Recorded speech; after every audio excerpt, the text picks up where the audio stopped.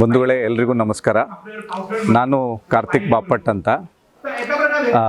ಇಲ್ಲಿ ರತ್ನಗಿರಿಯ ಕೇಳ್ಳಿ ಅನ್ನೋ ಒಂದು ಗ್ರಾಮದಲ್ಲಿ ಬಾಪಟ್ ಸಮ್ಮೇಳನ ನಡೀತಾ ಇದೆ. ಇದು ಮೋಸ್ಟ್ಲಿ 13-14ನೇ ಸಮ್ಮೇಳನ. ಇದು ಬಹಳ ಅತ್ಯುತ್ತಮ ಏನಂತಾರೆ, ಬಹಳ ಸಿಸ್ಟಮೆಟಿಕ್ ಆದ ಒಂದು ಸಮ್ಮೇಳನವನ್ನು ಮಾಡಿದ್ದಾರೆ. ಹಿಂದಿನ ಸಲ ಇದು ಪುಣೆದಲ್ಲಿ ಆಗ್ತಾಯಿತ್ತು. ಈಗ ಬೇರೆ ಬೇರೆ ಕಡೆಯಿಂದ ಬಾಪಟ್ರು ಬಂದಿದ್ದಾರೆ. ಕರ್ನಾಟಕದಲ್ಲೂ ಕೂಡ ಬಹಳಷ್ಟು ಜನ ಬಾಪಟ್ರು ಇದ್ದಾರೆ. ಆದರೆ ಒಂದಿಬ್ಬರನ್ನ ಬಿಟ್ಟರೆ ಬೇರೆ ಯಾರನ್ನೂ ನೋಡಿಲ್ಲ. ಇನ್ನು ಮುಂದಿನ ದಿನಗಳಲ್ಲೂ ಬಹಳಷ್ಟು ಜನ ಬಾಪಟ್ರು ಬಂದು ಇಲ್ಲಿ ಸೇರಬೇಕು ಅಂತ ಕೇಳ್ಕೊಳ್ತಾ ಇದ್ದೀನಿ.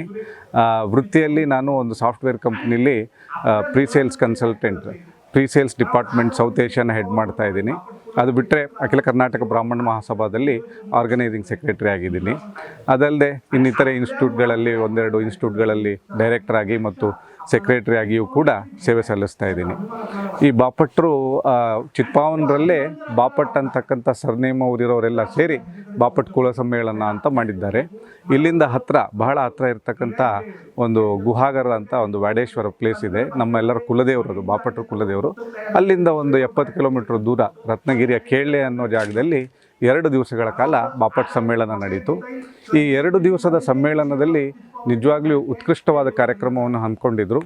ಈಗ ನಮ್ಮಲ್ಲಿ ಈ ಕಾರ್ಕಳ, ಶಿಶಿಲ, ಅಲ್ಲಿ ಚಿತ್ಪಾವನಿ ಭಾಷೆ ಏನು ಮಾತಾಡ್ತೀವೋ ಆ ಚಿತ್ಪಾವನಿ ಭಾಷೆ ಬಗ್ಗೆನೇ ಇಲ್ಲಿ ಒಂದು ಲೆಕ್ಚರ್ ನಡೀತಾ ಇದೆ. ಅದ್ರ ಬಗ್ಗೆನೇ ಒಂದು PhD ಮಾಡಿದ್ದಾರೆ. PhD ಮಾಡಿರ್ತಕ್ಕಂಥ ಗೋವಾದ ಒಬ್ಬರು ಉಪನ್ಯಾಸಕರು ಈ ಚಿತ್ಪಾವನಿ ಭಾಷೆ ಬಗ್ಗೆ ಮಾತಾಡ್ತಾ ಇದ್ದಾರೆ. ಅದನ್ನು ಬಿಟ್ಟರೆ ಮೊದಲನೇ ದಿವಸ ಅತ್ಯಂತ ಸಾಂಗವಾಗಾಯಿತು. 18ನೇ ತಾರೀಕು ಬಾಪಟ್ ಸಮ್ಮೇಳನ. ಈ ಚಿತ್ಪಾವನ ಸಮಾಜದಲ್ಲಿ ಮತ್ತು ಬಾಪಟ್ ಒಂದು ಫ್ಯಾಮಿಲಿಗಳಲ್ಲಿ, ಬಾಪಟ್ ಕುಟುಂಬಗಳಲ್ಲಿ ಆಚರಿಸ್ತಕ್ಕಂಥ ಹಬ್ಬ ಹರಿದಿನಗಳು, ಅದರ ಮಹತ್ವ, ಅದರಿಂದ ಒಂದು ಕಾರ್ಯಕ್ರಮ ಪ್ರಾರಂಭವಾಯಿತು. ಅದಾದ ನಂತರ ಮಧ್ಯಾಹ್ನ ಊಟದ ನಂತರ ಮತ್ತೆ ಚಿತ್ಪಾವನರ ಹಲವು ವೈಶಿಷ್ಟ್ಯಗಳ ಬಗ್ಗೆ ವರ್ಣನೆ ಮತ್ತು ಬಾಪಟ್ರ ಹಲವು ವೈಶಿಷ್ಟ್ಯಗಳ ಬಗ್ಗೆ ವರ್ಣನೆ. ಬಾಪಟ್ರಂದರೆ ಯಾರು? ಇದು ಇಂಟ್ರೆಸ್ಟಿಂಗ್ ವಿಷಯ. ನನಗೇನು ಗೊತ್ತಾಗಿದೆ ಅಂತಂದರೆ, ಇಲ್ಲಿರ್ತಕ್ಕಂಥ ಬಾಪಟ್ರು ಹೇಳಿದರು, ಮುಂಬೈಯಲ್ಲಿ ಮಾರ್ಕೆಟಲ್ಲಿ ಸ್ಪೆಷಲ್ಲಾಗಿ ಒಂದು ಬಾಪಟ್ ಭಾವ್ ಅಂತಿದೆ ಅಂತೆ, ಬಾಪಟ್ ಭಾವ್ ಅಂತ.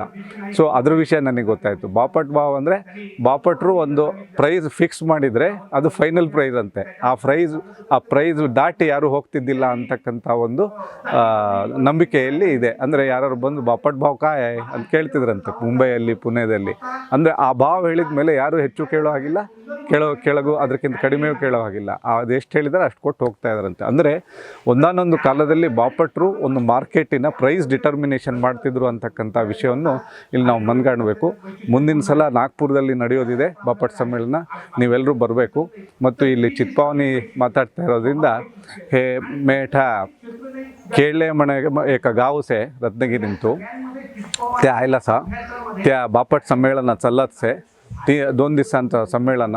एठाई चित्पावनी बोलायचं 1-2 घर असती मस्त नाही. कारकळा तेगडा सल्लेतलं पण कारकळा, शिशिला, आरसीन मक्कींतुचा सल्लेतलं नाही, पण थोडंसं होती.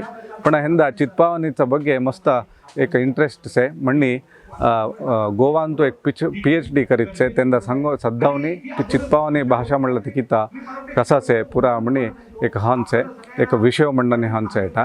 बापट संमेलन 2 दिवस भाळ मस्त अव्वल झाला. पल्लकी उत्सव, उज्जार्थ, काकडा आरती तसावनी सुरू झाला. बापट ट्रस्टचा कार्यक्रम मस्त अव्वल झाला से.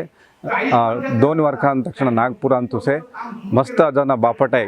कर्नाटकांतू सल्ले बापट आहे पुरा येवनी बापट संमेलन अव्वल करवा म्हणी मी आवगेंदा विनंती करसा. नमस्कार.